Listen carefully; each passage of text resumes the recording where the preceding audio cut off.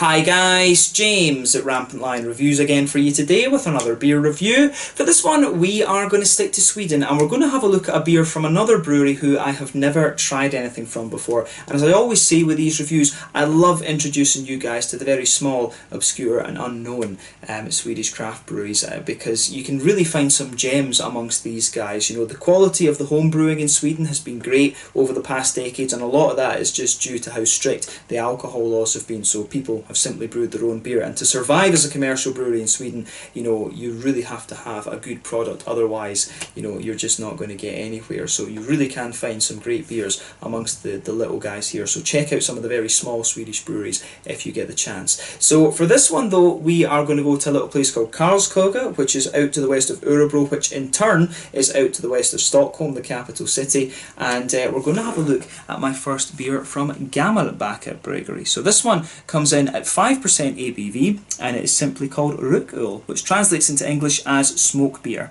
Now if you've watched my channel before, you will maybe know that my whole love of craft beer began with the Bamberg Rauch beers, the Spezials and the Schlenkerlas, thanks to my flatmate Daniel, who I lived with in my first year studying chemistry in Aberdeen. So yeah, it's quite an unusual way to get into beer. That most people drink a lager, or a slightly hoppier lager, and you know, try an IPA and stuff like this, and then it just kind of builds from there. But for me it was Schlenkerla Urbock, I believe, that was the thing that kind of opened my eyes as to what beer could be actually. So yeah, I always try to make the effort to review different smoke beers as and when they appear. So when I saw this one in the list on Systembolaget, I just, you know, straight in the basket it went. But this one was released as part of the June 2020 Lokalus Moskoligt assortment. So yeah, hopefully it turns out to be a good one. A nice introduction to Gammelbacka Bryggeri, I'm sure, and hopefully you guys enjoy my take on it as well. So let's see how we get on then. As always with my reviews, I'll tell you a little bit about the brewery before we taste the beer. If you want to get straight to the tasting, just fast forward. All the usual links are in the description below. That's the brewery website, the link to my other reviews that hopefully I can do in the future from Gammelbacka Bryggeri. Very first time I'm trying one of their beers, as I mentioned. There's all the usual social media down there as well. If you want to see more reviews, do please consider subscribing to the channel. The whole channel of course has a geography based tagging system, so you can go into the home page and search for beer based on country, city, state, county, province, prefecture, whatever it is you're interested in. Do check out the playlists of beers from different countries. There is one there for all the Swedish beers that I've reviewed for you. That's constantly being added to, and as always, please do get in touch and let me know some of the other beers and breweries that you guys would like to see me review. It's always great to hear from you guys that are watching the videos, and the support that you show the channel is hugely appreciated. So anyway, to tell you a little bit about Gammelbacka Bryggeri then, on to my brewery notes. So Gammelbacka Bryggeri, as I mentioned to you already, are based in a little town called Karlskoga, out to the west of Örebro, which in turn is out to the west of the capital city Stockholm, pretty much in the middle of the, you know, the kind of forest region, if you like, of Sweden from what I gather.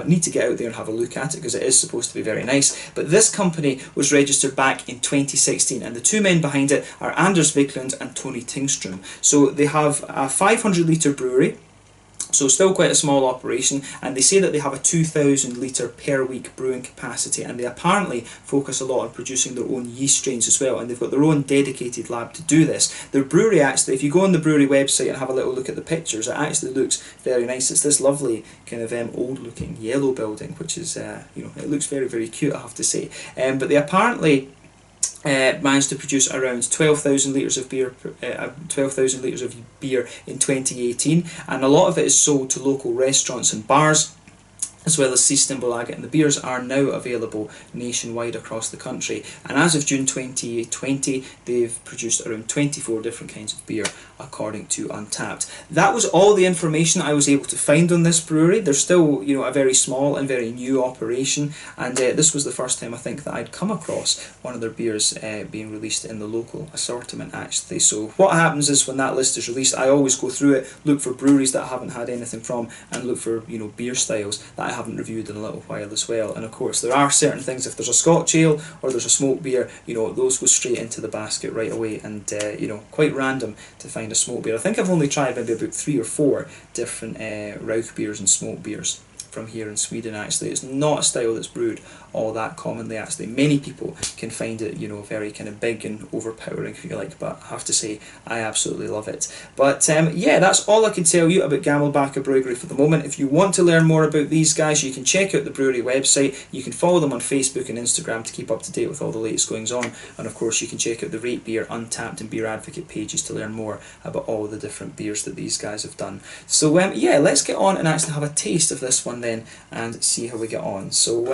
yeah, take a little look at the artwork. You can see it is pretty kind of straight up. It's kind of old school actually. You can see the grains, the malt grains and the hop flowers there, which is very nice. So yeah, it's almost got a kind of German style logo to it, which I think is pretty cool. But yeah, kind of straight up artwork on this one, I have to say. Kind of modern and chill, and then you can see it's got a nice purple bottle cap on this one. I don't know if there is any significance to the purple. I'm guessing on the label it is marked. They must have different bottle caps for each different beer that they do actually.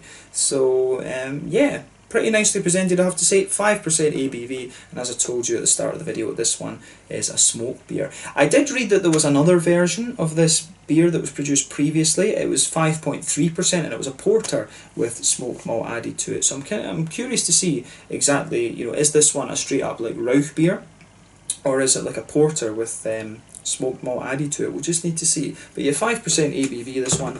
Let's get it out and we will get on with the tasting then. Very curious to see what this one has in store for us. So yeah, let's get it out and into the glass. As you can see, a little bit of smoke on the opening there, and we'll just need to see how we get on. So yeah, this one I can tell the carbonation is a little bit active on this, so we just need to be kind of slow and careful on the pour. Must be a bottle conditioned beer.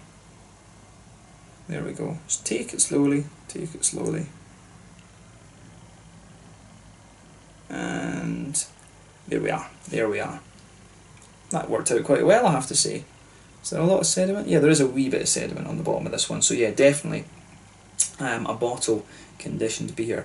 So yeah, does smell a little bit like a porter in the aroma as we pour it out there. But yeah, very, very dark looking smoke beer, this one. So I do wonder, this one could well be a porter, but when you hold it up to the light, it will look very kind of dark and mahogany-ish to you guys on the camera, but if you shine the light through it, it's actually got a very dark kind of ruby colour to it, lovely dark, you know, very dark sort of maroony ruby type colour to this beer when you put the light through it. The head on this one is, you know, 2 fingers. I'd say it's a kind of very light tan head, 1 or 2 big bubbles sticking towards the side of the glass, and quite a few little ones going up towards the bottom of that head there. But yeah, looks pretty damn nice, I have to say, in terms of what style it is. A little bit dark, as I say. You know, Rauch beers, if you think about the ones that are produced at the likes of Schlenkerla, they are a little bit lighter than this. I think they are more of a kind of mahogany colour, unless I think the Eiche might not be too far off this colour. So yeah, but the Eiche is a big 8% Doppelbock beast, whereas the Urbock and thing, I think the Urbock's about 7%, and the Märzen is about 5.5 or something, if I remember correctly. So yeah, this one's lighter than all of the ones that you'll find from Schlenkerla, and I think the Spezial ones kind of sit around the 5% mark actually, and those obviously are the 2 most famous examples of the Rauch beers. But yeah, nice looking beer this, I have to say. I'm not sure exactly what kind of style of smoked beer it's going to be, but we'll find that out when we taste it. Let's take a closer look at the aroma then and see how we go. We need to see if we can actually get some of it through this head. But yeah, with this one, it almost comes across as a little bit Schwarzbier like a smoked Schwarzbier. It's interesting that straight away from this one you are going to notice some red fruity notes out of it. It's got a little bit of a kind of figgy, raisiny note to it, which is interesting. Yeah, you can smell a nice kind of brown bready quality in there. The smoke, I have to say, when you're far away from it, you can smell the smoke. You can smell the kind of more meaty character that you get from the more meaty character that you get. I mean, I've always said in these reviews you get 2 types of smoke. You get the Scottish kind of peaty smoke, which is a kind of more grassy, you know, grassy kind of earthy type smoke, and then you get the German beechwood smoke, which is a lot more kind of meaty. Of course, you've got other things like the Tadriktur from Iceland, which is the sheep shit filtered smoke that they smoke the malt with. So that's a very unique one. You can go and check out my my two beers from my two beer reviews from Borgbrukus in Iceland, the Fenrir Tadriktur and the Surtur, I believe it's called, which is their kind of smoked stouts, and those are both smoked with that Icelandic sheep shit smoked malt, which is very interesting. But yeah, for me, this one comes across quite like a Czech Tmavi or a German Schwarzbier, more like a Czech Tmavi, to be honest, because of the level of breadiness and things in it. So with this beer, you really get a nice bit of, you really get quite a lot of, you know, just brown bready quality. It's almost like a German kind of rye bread. You really find that forming the baseline of the beer. You can smell some of the smoky notes coming out of this, and I would say that it's a distinctively more German, meaty type smoky character that's coming out of this one. You get that kind of well roasted, you know, pork joint kind of thing out of it. You really get that out of this beer. There is a wee bit of a sweet kind of caramelly note in there, a little bit of biscuit maybe as well, some nice woody and, no, I wouldn't say leathery to be honest, but there are definitely some nice big kind of woody notes out of this one. I do suspect that it's Bamberg Rauch malt that's been used in here, probably Weiermann. There is just something familiar about this. But yeah, like I say, it's almost like a Czech Tmavi in terms of its aroma. The Czech black lager, it's almost like that just because of the level of breadiness that it is. A German Schwarzbier is a lot more kind of crisp and light in comparison. But yeah, it's a really interesting aroma, that. As I say, you get a few interesting fruity characters out of it, a little bit of raisiny sharpness, a bit of a kind of juicy plum, and maybe more of a figgy note, to be honest with you. So that's kind of surprising. But on the hoppy side of things, it's pretty kind of straight up. I mean, there's a little touch of that almost noble earthiness to it. You've got a nice little bit of a floral aromaticity there, and you've also got a kind of you've also got a good little bit of a kind of grassy. You've also got a good little bit of that lighter kind of grassy thing that you'll get from the German noble hops like the Hallertau and the Tettnanger too. So yeah, an almost Czech smelling beer, I have to say. So take a little bit of time and enjoy that aroma before you get stuck in it. Is it a little bit hard actually to get too much out of the aroma because of how well the head's retaining? But like I say, a lot of that I think is due to it being bottle fermented. I'm just hoping this beer isn't over carbonated, but I suspect it might be slightly, just because of, you can still see the bubbles kind of coming out of this one at a good rate. So let's just see how this one turns out. But yeah, let's have a taste of this then and see how we go. This one is the Rököl, the smoked beer at 5% ABV from Gammelbacka Bryggeri in Karlskoga, out to the west of Örebro. Let's get stuck into this one. My favourite, yeah, probably one of my favourite beer styles, I guess we could say. Let's get stuck in. Slange, skål.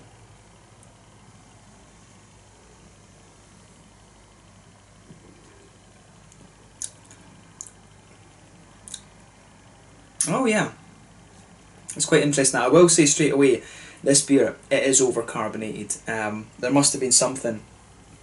It's maybe just been sitting too long, or they might have put a little bit too much yeast in it during the bottle conditioning. Yeah, there is just, this one is just a little bit over carbonated. You get, it's, you know, it almost attacks the tongue. Like they just attack the tongue. The bubbles just attack the tongue right away.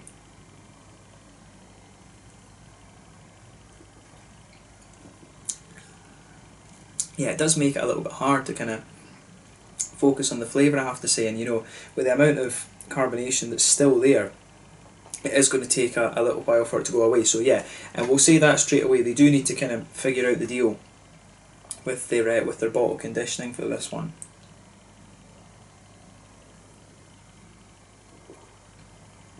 But yeah, I think I'll stick to that premise that we had before. This one is almost like it's basically like a kind of smoked version of a Czech Tmavi lager.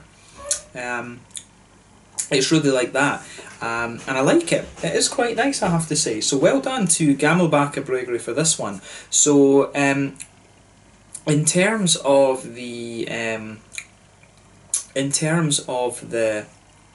malt base, then let's look at the middle of the palate straight away. So yeah, you can feel that nice kind of you can feel a bit of the roasty black malt that just blankets the middle of your tongue straight away there. That forms the backbone of the beer. On top of that, you get this nice kind of thick brown, almost rye bready type quality coming out of the beer. If you go towards the back third of your tongue, you get some of the roasty black malts in there, and you get more of the kind of graininess from the bread. But as you move into the centre of your palate, it is quite,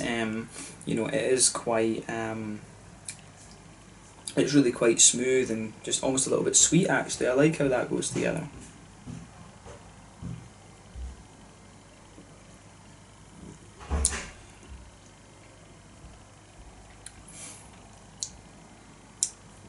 Yeah, I like that. I do like how it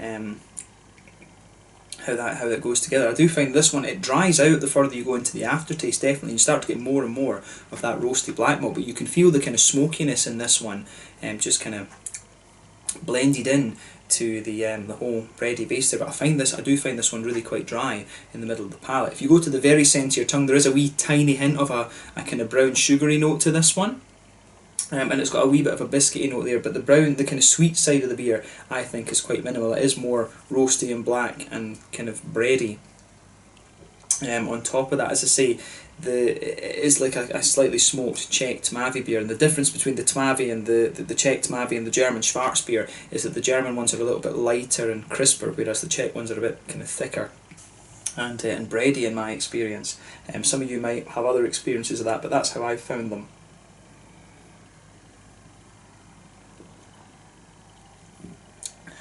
But yeah, so yeah, the kind of smoky notes really blend in that middle. You get a lot of them in that kind of middle third of your palate there, and it's quite a dark, really. It's a really dark, almost slightly ashy, smoky character that you get out of this one. You do get a little bit of the kind of meaty thing in there, but from the aroma, I was really getting the impression that it was, for example, the Weirmann malts. But I wouldn't be surprised if this was a Swedish produced smoked malt that's in this one, because it does taste quite different compared to what I've had before. It tastes different from the Scottish malts, and it also tastes different from the German ones. So it could well be a Swedish produced one. I mean, there is the Viking maltery here in Sweden who supply a lot of the Swedish craft breweries. Actually, it could be something that they've made. Don't know. But yeah, it's almost a very slightly ashy smoke that you get with this one. But there are elements of that sort of meatiness there, the meaty smokiness that you would get from the German malts. If you go to the front corners of your palate, then just move back a little bit, you'll get a few woody undertones to the beer. And there is, if you go to the very centre of your tongue and just move forward, you will get a little bit of a nutty quality to this one as well.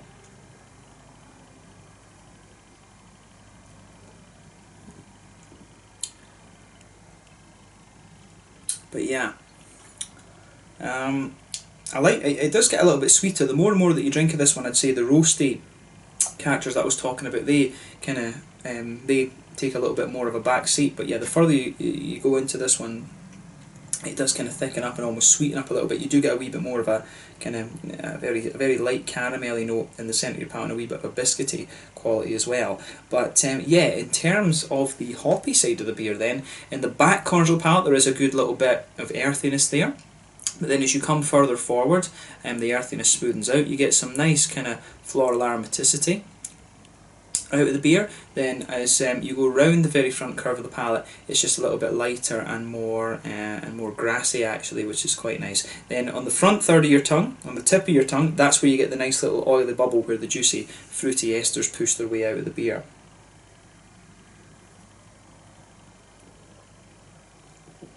So yeah, for me, it's quite, it's nice. The fruity notes that you get out of this one is nice. It's got a little bit of, it does have a wee bit of a kind of almost plummy juiciness to it. A little bit of a kind of figgy quality as well, but the further you go into the aftertaste, almost right on the very tip of the tongue, you get a wee bit of that kind of blackcurranty, blackberry-ish sort of flavour in there. But yeah, when you take it in, it's got a wee bit of the kind of plummy sharpness, like I was saying, the plummy sharpness, then it juicens out to become a little bit more, still plummy, but a little bit kind of almost figgy as well. Then the further into the aftertaste, you get a wee bit of the kind of blackcurranty, blackberry-ish notes there. But yeah, it does, I'm finding this one, the further you go into the aftertaste, the breadiness, the kind of smoothness and slight sweetness of the breadiness is there. You get some nice kind of roasty, toasty qualities out of the beer. The more you do get further forward, actually, you do get a nice little bit of a roasty black malty quality out of it, but I do find that this beer, it smoothens out the more and more that you drink of. Actually, I think in terms of the style, I would say that it really is. It really is like a slightly smoked checked Mavi. I think that's a good way to describe this one from the stylistic perspective. But yeah, it's a nice beer. I just wish, I hope that when they produce this again in the future, they can sort out the carbonation thing, because that's the thing that really kind of takes away a little bit. If you could get this beer to have a really nice kind of smooth Czech lager type mouthfeel, they would be on to something very, very nice with this actually. But in terms of the flavour, it gets a thumbs up from me. But yeah, just sort out the bottle conditioning problem that this beer obviously has had. But yeah, in terms of the mouthfeel then,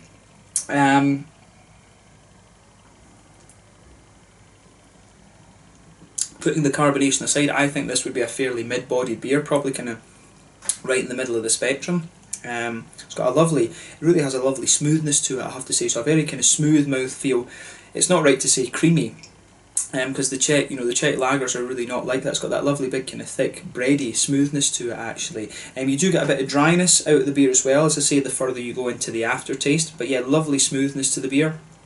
I think that's the best way to describe it. It's just a really smooth, kind of straight mid-bodied beer actually. In terms of hoppy bitterness and general bitterness, I think we're talking maybe, this one has, I think it's about your kind of standard 30, maybe 40 IBUs at a push. You're getting some of the bitterness from the kind of black malty base of the beer, but you're also getting a wee bit of it from the hops as well. And I do suspect it'll be something like Czech Sats or Hallertauer Tittnanger, maybe something a bit stronger like the Pearl or the Hercules or something. It maybe have a little bit stronger than that. It could well actually have a bit of Northern Brewer in it as well, because of the red fruity notes that are there. Very popular hop to use in Doppelbock, incidentally. Could be some of that that's in here.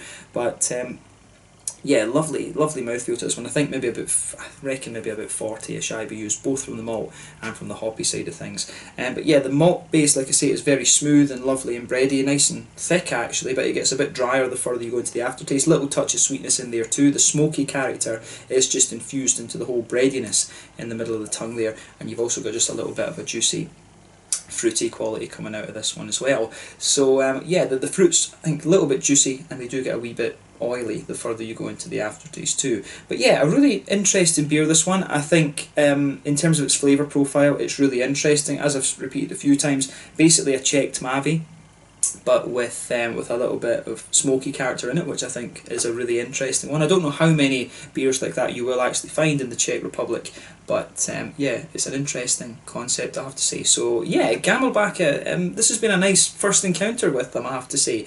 Sort out the bottle conditioning issue there, and I think this beer, they are on to a winner. If you're expecting like a Schlenkerla or a Spezial out of this one, you're not going to get that. You are getting a nice big kind of bready Czech black lager, but with a little bit of smoky character. That's what you're getting out of this beer, I have to say. But yeah, thumbs up to Gammelbacka for doing something a little bit different, because like I say, you don't find too many of these beers here in Sweden. So if you are watching from Sweden and you have some smoked beer recommendations, do let me know those in the comment section below. If you've got smoked beer recommendations from anywhere, do let me know, and I hope that I can review some of those for you in the at some point in the future. But yeah, lovely beer, this one, and I'm glad that I was able to review it for you here. I enjoy reviewing the kind of classic Czech and German style beers, and the Rauch beers of course as well.